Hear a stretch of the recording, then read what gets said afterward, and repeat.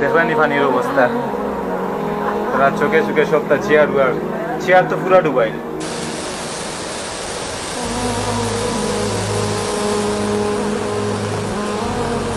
আর এই সাইড যে অবস্থা, আসলে সামনে দিয়ে আর যাওয়া পসিবল নাই।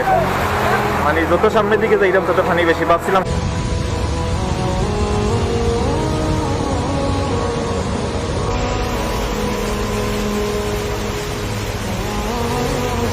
ভিডিওটা দেখে খুব বেশি কলিজাত লাগলো। আল্লাহ তুমি তোমার ঘরের হেফাজত করো, আমরা সবরে হেফাজত করো।